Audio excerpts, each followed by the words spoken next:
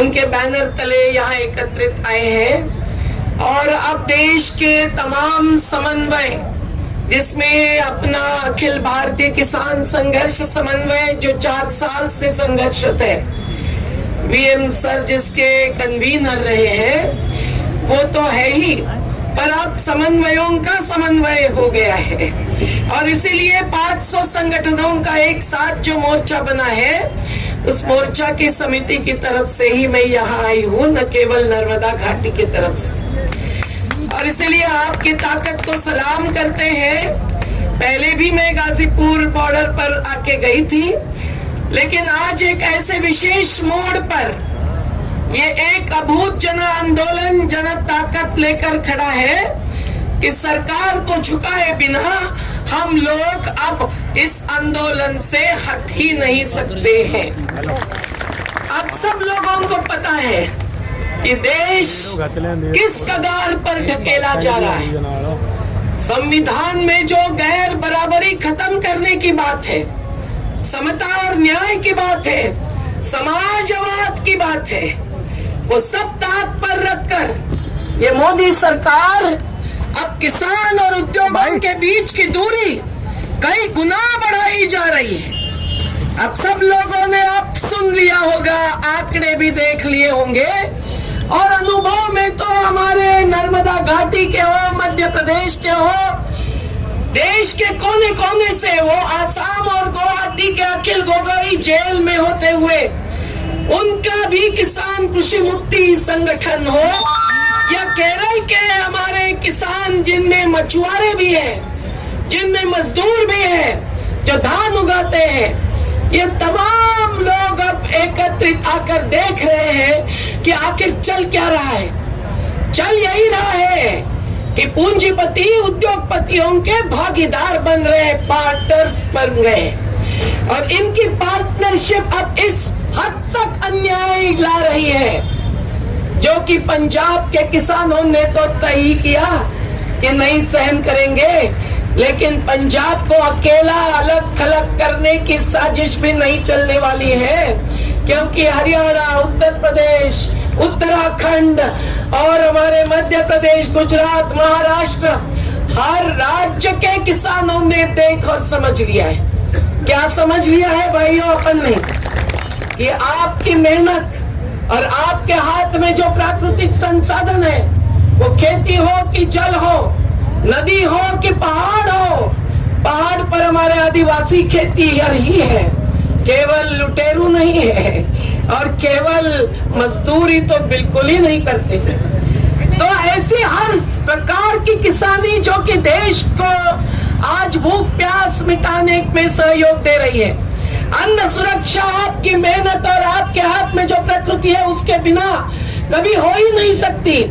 उस पूरे को ये नजरअंदाज ही केवल नहीं कर रहे, कुचलने जा रहे और इनकी साजिशें यहाँ तक बढ़ चुकी है कि वो अब पूरी खेती की जमीन और अनाज की साठेबाजी, जमाखोरी, केवल मुनाफाखोरी का उद्देश्य ध्यान में रखकर अडानी अंबानी हो कि जित्तल बित्तल हो, इनके हाथ में सौंपने की पूरी तैयारी कर चुके हैं। साथियों, इन्होंने कभी से ही शुरुआत की है। शुरुआत केवल इन 3 काले कहने वाले किसान विरोधी कानूनों से नहीं, इन्होंने योजना आयोग को खत्म कर दिया, नीति आयोग को ला दिया और नीति आयोग की एक नीति के मसौदे अगर आप देखेंगे, पढ़ेंगे, तो आपको ध्यान में आएगा कि नीति आयोग न खेती और खेतीहरों का पक्ष ले रही है, न ही राशन व्यवस्था जो आम गरीबों को अन्न सुरक्षा के लिए लॉकडाउन में ही नहीं, लॉकडाउन के बिना भी काम करती है, उसको भी ये बचाना नहीं चाहते। 2016 को नीति आयोग ने साफ कर दिया कि राशन व्यवस्था की कोई जरूरत नहीं है, बस अकाउंट में पैसे डालो और मुक्ति पाओ। तो क्या ये हमें मंजूर है? क्या राशन व्यवस्था देश की खत्म होना हमें मंजूर है? क्या इससे भूख मिटा सकती है सरकार? क्योंकि हम केमिकल पी के तो नहीं रह सकते हैं और मॉल्स में खरीदा हुआ सामान खाकर नहीं रह सकते हैं। पर ये मोदी सरकार उस विचारधारा की है जिसमें उनको लोगों के और समाज के ऊपर केवल मुनाफाखोरी को बढ़ावा देने के सिवाय और कुछ सोचता नहीं है। ये किसानों को न स्थान दे रहे न सम्मान दे रहे। और इसीलिए जब मंदसौर में हत्याकांड हुआ था तब वीएम सर और हम सभी लोग वहां पहुंचे और ये तय किया कि 6 किसानों की हत्या यह पहले मुल्तई में भी हुई थी, 24 किसानों की हत्या। कोई भी पार्टी सत्ता में हो, हम लोग तो यही मानकर चलते हैं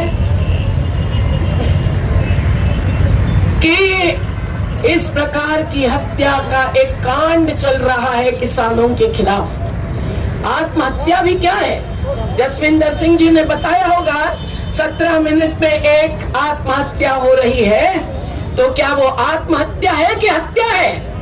ये हत्या है, ये व्यवस्था से की गई हत्या है। और इस हत्या का कारण किसान का आलसी होना नहीं है, इस हत्या का कारण किसान का शराबी या नशा बंद होना नहीं है। इस हत्या का कारण किसान कहीं उधम मचा रहा है और खेती नहीं कर रहा है या पैसा व्यर्थ खर्च कर रहा है शादियों में, ये नहीं है। इस हत्या का कारण यही है कि इन्होंने सोच समझकर ऐसी नीतियां बनाई है, ऐसा मूल्यांकन किया है आपके योगदान का कि तिजोरी उनकी भरेगी, सरकार की भी नहीं और किसानों की तो नहीं।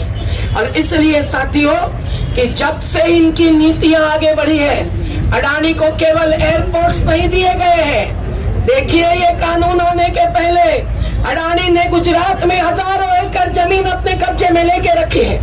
हमारे नर्मदा के जलाशयों के किनारे 40,000 लोगों का पुनर्वास करवा ही दिया, 20,000 को जमीन दिलवाई 35 साल के आंदोलन में। लेकिन उन जमीनों में से भी ये खरीदने जा रहे हैं अपने दलाल छोड़कर। ये छोटे अड़ते नहीं है जो मंडी में थोड़ा सा भ्रष्टाचार करते होंगे, जो एमएसपी के नीचे खरीदी करते होंगे। ये बहुत बड़े अड़ते हैं, ये बहुत बड़े दलाल है। और इनकी दलाली को छुपाते हुए मंडी के अंदर चलने वाले अड़ते और व्यापारियों को बदनाम करते हुए इन्होंने अडानी को पहले ही उजागर कर दिया, पहले ही बता दिया कि आप तैयारी करते जाओ। तो अडानी का एग्रो लॉजिस्टिक्स क्या कहता है? उस कंपनी ने अभी पानीपत में कुछ 100-150 एकड़ जमीन लेकर गोडाउन 4 बनाना एक ही जगह पे चालू किया है, और वो भी चुपचाप। खेती हरों की मालिकी की खेती ये किस प्रकार से हस्तांतरित कर रहे हैं? केवल शासन के समर्थन और सहयोग के साथ। और जिस पत्रकार ने इसकी बात अभी परसों खोली, उस पर हमला कर दिया। अडानी की ये ताकत है हमले की, लेकिन आपका ये जन सैलाब का हमला अडानी को झुकाए बिना नहीं रहेगा। ये कहने के लिए हम लोग आगे बढ़ रहे हैं। मेरे पर भी हमला करवाया था अडानी ने, गुजरात के गांधी जी के साबरमती आश्रम के अंदर, और अभी तक 20 साल से केस चल रही है उसकी। लेकिन अडानी के पास उतनी ताकत है, हमारी ताकत और हमारी जीवटता उसके कई गुना पार है, जो आज दिल्ली की हर बॉर्डर पर घेरा डालो, डेरा डालो कह के बैठी। तो मैं कह रही थी कि मंदसौर में जब हत्या हुई, हम सब लोग वहां पहुंचे और वही निर्णय हुआ कि अब नहीं आगे बढ़ने देंगे हम इस विचारधारा, हम आगे नहीं बढ़ने देंगे ऐसी किसान विरोधी नीतियों को। और वहां बना अखिल भारतीय किसान संघर्ष समन्वय, जिसमें 250 से 300 तक संगठन जुड़ गए। लेकिन समन्वय एक ही नहीं, कई सारे समन्वय है। भारतीय किसान यूनियन के साथ, महात्मा महेंद्र सिंह टिकायत जी के साथ, नंजुंदर स्वामी जी के साथ हर बड़ी रैली में मैं हाजिर रही हूँ। जब चल के आए थे और जंतर मंतर में थे, तब भी उस रैली में मैं किसान ही नहीं, मजदूरों के साथ भी हम लोग खड़े थे। क्योंकि ये जो किसानों की ताकत समय समय पर दिखाई दी थी, कभी शरद जोशी जी ने दिखाई, कभी कर्नाटक में नंजुंडस्वामी जी ने दिखाई, और ये तमाम समन्वयों का अब एकत्रित समन्वय करे बिना इतने बड़े पूंजीपतियों को हम झुका नहीं सकते हैं। ये तय करके आज हम सब लोग खड़े हैं, एक संयुक्त ताकत बनाकर, एक मोर्चा बनाकर, और हम सब लोगों का यही मानना है कि इसके तहत जो 500 संगठन है, उसके अलावा उसे महिलाएं दिख रही है बीच में बैठी हुई, बहुत बड़ी महिला शक्ति अभी आना बाकी है। आपने छुपा के रखी होगी, जैसे हथियार छुपा के रखते हैं, कृपाण छुपा के रखते हैं, और रखिए, लेकिन उसको भी आपको सामने लाना पड़ेगा। आपको मजदूर शक्ति को अपने साथ लेना पड़ेगा। आखिर जिसके हाथ मिट्टी में है वो किसान है। अखिल भारतीय किसान संघर्ष समन्वय ने जो 2 विधेयक 2 साल पहले लोकसभा और राज्यसभा में पेश किए, हमारे सांसद महाराष्ट्र के राजू शेट्टी और केरल के रागेश के द्वारा, उन विधेयकों ने क्या कहा है? हमने बस यही कहा था कि एक बार तो पार्टी कोरी करने के लिए संपूर्ण कर्ज मुक्ति किसानों को देनी होगी। ये नहीं कि 2 लाख तक देंगे, 80,000 तक देंगे। हमें चाहिए संपूर्ण ऋण मुक्ति, क्योंकि किसान कर्जदार क्यों है भाई? आपका कर्ज हमारे कंधे पर है, और ये बोझ लेकर आज इस आंदोलन में हम सब लोग शामिल हैं। हमें तो किसान नहीं कहा जाएगा, लेकिन हम किसानों के ही साथ, वो चाहे आदिवासी किसान हो, छोटे बड़े किसान हो, दलित किसान हो, महिला किसान हो और मजदूर किसान हो, तो इस विधेयक में यही लिखा है कि किसान की परिभाषा में हम उन सभी को शामिल करते हैं जिनमें पशुपालक भी आएंगे, और उनकी सबकी प्राकृतिक उपज, अनाज, दलहन, तिलहन के साथ दूध तक, उन सबको न्यूनतम समर्थन मूल्य तो मिलना ही चाहिए और देना ही होगा। इन विधायकों पर, 2 विधायकों पर आज तक संसद सत्र नहीं हुआ। हमारे वरिष्ठ नेतागण वीएम सर के साथ राष्ट्रपति तक पहुंचे, लेकिन राष्ट्रपति आज राष्ट्रपिता नहीं रहे हैं देश के, ध्यान में रखना। वो किसी के पति होंगे, परिवार के हिस्सा होंगे, पर उनका जो बड़ा अधिकार है, एक राज्यपाल का अधिकार है। कोई भी कानून राज्यपाल कह सकते हैं कि उस क्षेत्र में लागू नहीं होगा जहां दलित या आदिवासी रह रहे हैं, पर ऐसी भूमिका किसी राज्यपाल ने इस देश में आज तक नहीं ली है। तो हम लोगों ने जब कानून पेश किया, तब हम लोगों ने जो समर्थन मूल्य माना, उसको भले न्यूनतम समर्थन मूल्य, मिनिमम सपोर्ट प्राइस कहा जाता है, लेकिन वो न्यूनतम भी क्यों? ये सही तो सवाल है, क्योंकि ये अडानी अंबानी नाम लेके 2 का नहीं चलेगा।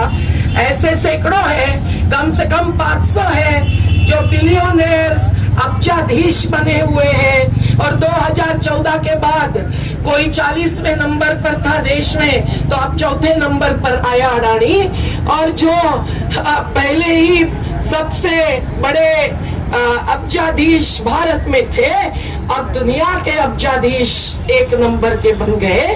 तो ऐसे लोगों के चलते हुए हम लोगों को न्यूनतम समर्थन मूल्य भी नहीं मिल रहा है, जबकि उनको लागत के 100 गुना दाम मिलता है, 100 गुना दाम मिलता है। और ऐसी स्थिति में ये मूल्य की मांग बहुत ही मूल्यवान रही, और हमने ये विधेयक दाखिल किए, पर उस पर संसद सत्र न होते हुए, आप सब जान गए हैं, मैं फिर से दोहराना नहीं चाहती कि लॉकडाउन में संसद चालू न होते हुए, बहस न करते हुए, उसका फायदा लेकर, जैसे चीन में ही कहावत है, चीन में, अब चीन का नाम तो लेकर वो हम पर भी आरोप लगाते हैं और खुद अपनी वोट बैंक भी बनाते हैं, लेकिन चीन की कहावत है कि आपदा एक अवसर होता है, एक मौका होता है, और यही चीनी कहावत के आधार पर मोदी जी ने मौका ले लिया और अध्यादेश से शुरुआत करके बिल्स बने, विधेयक बने, और उससे कानून पारित किए। ये पारित करने की क्या बात है? ये जन संसद क्या उन 3 कानूनों को पारित कर सकती है? क्या आप मंजूरी दे सकते हैं? मन में थोड़ा भी हिचकिचाहट होगी तो बताइए किसको लग रहा है कि ये 3 कानूनों में जरा सा बदलाव आ जाए, संशोधन हो जाए तो हम भी मंजूर करेंगे। ऐसे कोई यहाँ बैठे हो तो अभी सवाल पूछ लीजिए। कोई संशोधन नहीं तो फिर 3 किसान विरोधी कानून वापस लो। जिसके मंजूर है वो तो हाथ उठाएगा ही और मुट्ठी बंद करेगा, हमारी एकता का प्रतीक। 3 किसान विरोधी कानून वापस लो। 3 किसान विरोधी कानून वापस लो। आपको पता है कि इसमें निजी मंडियों को खोलने के कारण मंडियां खत्म होने वाली है। ये बोलते रहेंगे कि मंडियां जारी रहेगी, मंडियां जारी रहेगी, लेकिन आज मध्य प्रदेश की खबर है बड़े बड़े अखबारों में कि 70% खाली हो गई है मंडियां। हमारे भारतीय जनता पार्टी के नुमाइंदे और पदाधिकारी रहे, जो मंडियों में भी पदाधिकारी है, वो भी कहते हैं दीदी समझ गए हैं हमारी मंडी तो नहीं बच सकती है। आड़ती और व्यापारी ही नहीं, सब किसान जब समझ गए हैं तो ये टैक्स फ्री निजी मंडियां, जिसको मध्य प्रदेश में तो शिवराज सिंह जी का दावा है कि पहली निजी मंडियां वहीं रहेगी और वहीं बनेगी, लेकिन 30 दिन में ये 20 साल का लाइसेंस दे रहे हैं निजी मंडियों।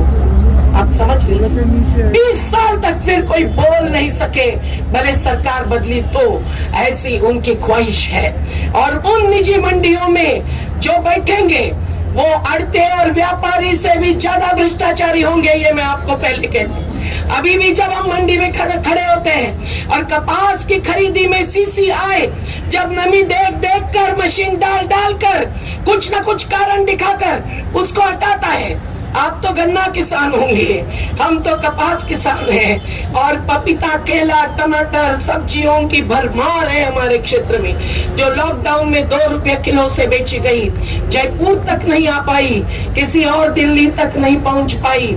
ऐसे हैरान स्थिति में इन्होंने जब निजी मंडियां 20 साल तक का लाइसेंस देकर खोलने की ख्वाहिश और साजिश चलाई है, तो आप समझ लीजिए कि उन मंडियों में कभी भी न्यूनतम समर्थन मूल्य जो आज 24 फसलों के लिए जाहिर है वो, या अन्य फसलों के लिए अगर जाहिर हमने करवाया तो भी नहीं मिल पाएगा, क्योंकि इनका तो मकसद होता है मुनाफाखोरी का।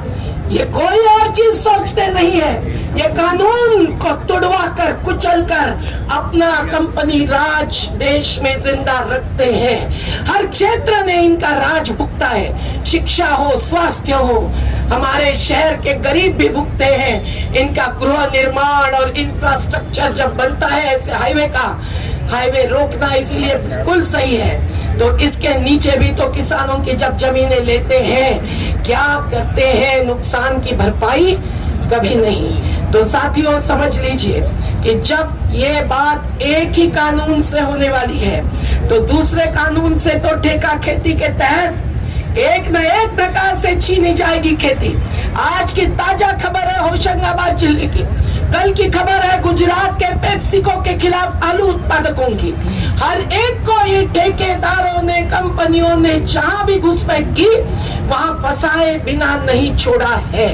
वो जाहिर करेंगे, अनुबंध करेंगे, हस्ताक्षर करेंगे, अंगूठा वाले आदिवासी को तो फंसाएंगे ही, लेकिन आम किसानों को फंसाए बिना नहीं रहेंगे। और इसीलिए ये कॉन्ट्रैक्ट फार्मिंग, अब इसके साथ जो तीसरा कानून है आप तो जानते ही है, गोडाउन्स बनाना शुरू हो चुका है। हजारों एकड़ खेती गुजरात में ली है अडानी ने, जिसने कुछ सालों में गुजरात में 17,000 करोड़ रुपए की कमाई की। ऐसी ये कंपनी है। वो अडानी नहीं है, वो बुद्धिमान है, नाम केवल अडानी है। और आज गुजरात के रिटायर्ड पुलिस ऑफिसर ने पिछले कुछ समय में इन कानूनों के आने की सुगबुगाहट लगने के बाद अडानी ने कितनी जमीनें खरीदी है गोडाउन्स बनाने के लिए, इस बात की पोल खोल की है। और अगर ये होगा तो आपको पता है कि न FCI का गोडाउन भरेगा, न ही राशन व्यवस्था देश में चल पाएगी, और इनकी मुनाफाखोरी ऐसी बढ़ेगी कि सस्ते दाम पर खरीद कर बाद से ज्यादा दाम पर बेचेंगे। ये वही लोग हैं ना कि जिनको लॉकडाउन में 68,000 करोड़ रुपए की कर्ज मुक्ति मोदी जी ने दी, जब बुंदेलखंड में सूखा पड़ा था और प्याज के साथ भी रोटी खाना मुश्किल था, ऐसी स्थिति में केस लग गई सुप्रीम कोर्ट में, तो उसमें क्या शपथ पत्र दिया? ये शपथ पत्र दिया मोदी सरकार ने कि हमारे पास नुकसान भरपाई या राहत देने के लिए भी पैसा नहीं, आरबीसी के तहत नहीं देते, तो फसल बीमा में जो लाखों रुपया एक एक गांव से ले जाते हैं उन कंपनियों को तो हम क्या कहें। उन्होंने तो महाराष्ट्र के एक एक जिले में हजारों करोड़ रुपया कमाए हैं, हजारों करोड़। और अगर वायरस आता है, कोरोना नहीं, मिर्ची पर, सोयाबीन पर, तो हमारे किसानों को, सूखा और बाढ़ ग्रस्तों को बीमा कंपनियां कभी बख्शी नहीं। फिर मतलब क्या है बीमा का? तो एक एक प्रकार से जो लूट की छूट इन कंपनियों को दे रही है मोदी सरकार, वो अब तीसरे कानून के और 3 कानूनों के द्वारा सब कुछ देश का अन्न सुरक्षा और ये खेतीहरों की आजीविका छीनने चले जा रहे हैं। तो जमीन छीने बिना नहीं रहेंगे, ये समझकर आप सब लोगों ने जो ताकत रखी है उसको हम सलाम करते हैं।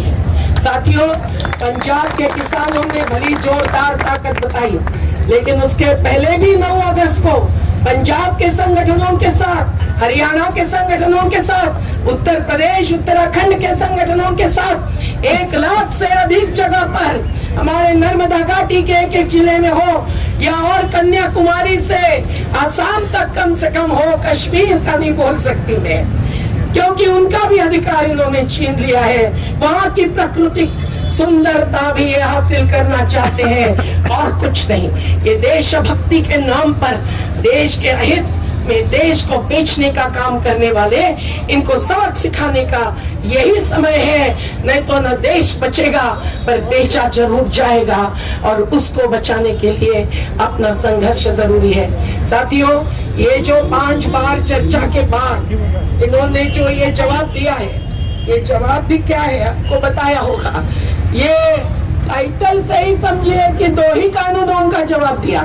अपन ने तो मांगा है 3 कानूनों की वापसी, हमने मांगी है बिजली बिल की वापसी, लेकिन ये जब हमारे कमेटी के हाथ में आया, पूरे संगठनों ने बैठकर इतने जोरदार जवाब दिया, कहते हुए कि हमको कोई ईच बीच की बात नहीं चले। ये आर पार की लड़ाई जो गुरु गोविंद सिंह की प्रेरणा से लड़ते आए हैं, 2600 में 2100 की शहादत केवल पंजाब ने भुगती है, तो पंजाब की सेना, सिखों की सेना तो अगुवाही में रहेगी, हम सलाम करते हैं। लेकिन यहाँ इस आंदोलन में भी अब शहादत भुगतते भुगतते हरियाणा के कट्टर राज्य को पार करते करते जो एक एक सीमा पर पहुंचे हैं, हम लोगों को भी रोका। सत श्री अकाल। तो हम लोग जब उत्तर प्रदेश की सीमा पर पहुंचे और 2 दिन 2 रात हमने हाईवे पर वहीं पड़ाव डाला, 15 किलोमीटर तक की गाड़ियों को रोकना पड़ा। हम नहीं चाहते थे जनता को तकलीफ देना, आप भी नहीं चाहते, उन्होंने रोके हैं अपने रास्ते। नहीं तो दिल्ली राजधानी है तो प्रजाधानी नहीं है क्या, ये पूछते हुए अपन पहुंचने वाले थे रामलीला मैदान पर, उन्होंने उसको नकारा और बुराड़ी में जाने को कहा, लेकिन शर्त जब डाली कि बुराड़ी नहीं आएंगे तो चर्चा नहीं, तो किसान तेज से उठे और तेजिंदर सिंह भी यहाँ हाईवे पर आकर आपके साथ अपना डेरा डाले और वीएम सर भी यहाँ पहुंचे। हम लोग उनकी ताकत को प्रणाम करते हैं और उस ताकत के आधार पर आज जो आपने हाईवे रोक के रखा है, मेरा तो मानना है राकेश जी कि नीचे वाला डेरा भी अब ऊपर आ जाए तो आप ये पूरा हाईवे रोक।